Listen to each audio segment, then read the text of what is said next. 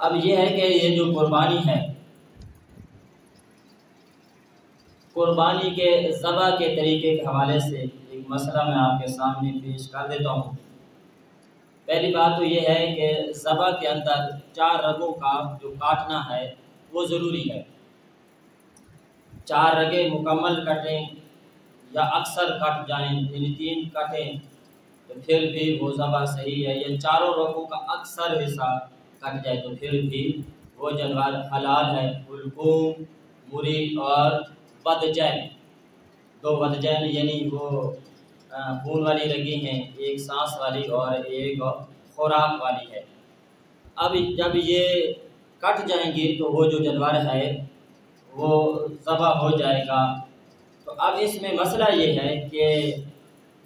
تمام فقہائے کرام نے لکھا ہے کہ جانور کو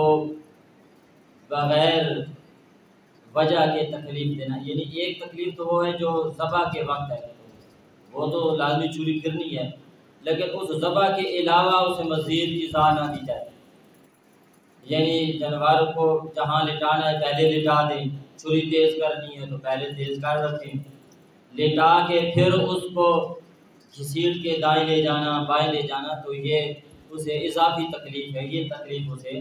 نہ دی جائے۔ اب پھر جب ذبح کرنا ہے تو ذبح کے لحاظ سے میں نے بتا دیا ہے کہ 4 رگیں، خون والی 2 رگیں اور سانس والی اور خوراک والی۔ جب یہاں چھری پھیریں گے تو یہ چاروں کی چاریں کٹ جاتی ہیں۔ اب کٹنے کے بعد من کا نہیں علیحدہ کرنا، یہ جو من کا علیحدہ کرنا ہے یہ جانور کو ایذا دینا ہے، جانور کو تکلیف دینا ہے، اس میں کسی کا کوئی اختلاف نہیں۔ مسئلہ جو میں بیان کر رہا ہوں اسی طرح تمام فقہائے کرام نے یہی لکھا ہے کہ گردن کو جسم سے نہیں چھڑانا، من کا نہیں توڑنا جب تک کہ جانور کی مکمل روح نکل نہ جائے۔ اب اس کی جو موت ہے وہ انہی رگوں کے کٹنے سے واقع ہو جائے گی۔ اب یہ جو من کا چھڑانے میں کسائی زور لگاتے ہیں، ٹوکا چلاتے ہیں اور جانور تڑپتا رہتا ہے، یہ ایذا دینا ہے اور یہ ایذا دینا ظلم ہے، اس کو فقہائے کرام نے مکروہ لکھا ہے۔ تو اس عمل سے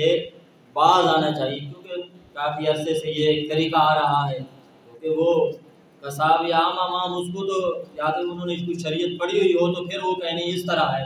جب انہوں نے پڑھی ہوئی نہیں تو انہیں نہیں پتہ، وہ دیکھی دکھائی ایک سلسلہ چل رہا ہے۔ تو جو شرعی طریقہ ہے وہ میں بیان کر رہا ہوں کہ 4 رگیں جب کٹ جائیں تو پھر جانور کی روح کو مکمل نکلنے دیں، جب روح نکل جائے ساکن ہو جائے جانور، پھر اس کی گردن کو علیحدہ کریں، پھر اسے لٹکائیں، پھر اس کی کھال اتاریں، پھر اس کے کھرے کاٹیں، یعنی بعض دفعہ یعنی جلدی جلدی اس کی گردن علیحدہ کر دی، ابھی یعنی اس میں کچھ وہ زندگی باقی ہوتی ہے، اس کی کھال ادھیڑنے بھی شروع کر دی، اسے ایک آدمی ٹانگ سے پکڑ کے اس کے کھرے اتار رہا ہے، تو یہ اس پہ ظلم کرنا ہے، یعنی کیونکہ جب تک کہ اس کی جان نکل نہ جائے تاکہ اس کو کاٹنا، اس کی کھال ادھیڑنا اور گردن کا توڑنا یہ جائز نہیں ہے، یہ مکروہ عمل ہے اور اس عمل سے بچنا چاہیے۔ ہمارے آقا صلی اللہ علیہ وآلہ وسلم نے 7 چیزوں کا قربانی کے جانور کے گوشت میں سے کھانا منع فرمایا ہے۔ ان میں سے ایک جو ہے وہ یہ ہے کہ کبوروں کا کھانا، تو یہ حدیث کی روح سے بھی حرام ہے، اور تمام فقہائے کرام آخر میں عید کا پیغام یہ ہے کہ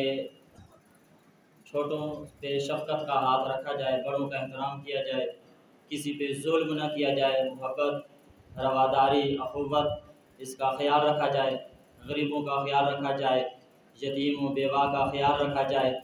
اور جو قربانی نہیں کر سکتے ان کے ساتھ تعاون کیا جائے،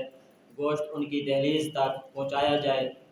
دین اور دینداروں کے ساتھ تعاون کیا جائے۔ مسئلہ کہ حق اہل سنت و جماعت یا رسول اللہ کہنے والے یہ جو ہمارا عقیدہ ہے، اور ہمارے امام احمد رضا خان فاضل بریلوی ہیں ان کی تعلیمات پہ عمل کیا جائے، اس سے نہ ہٹا جائے۔ اور اس وقت اہل سنت و جماعت کے قائد ڈاکٹر اشرف آصف جلالی ہیں، ان کے بیانات سے استفادہ حاصل کیا جائے، یوٹیوب پہ نیٹ پہ موجود ہیں، علماء حق کے بیانات سنے جائیں۔ جن احباب نے کلام شریف میرے مل کر دیں۔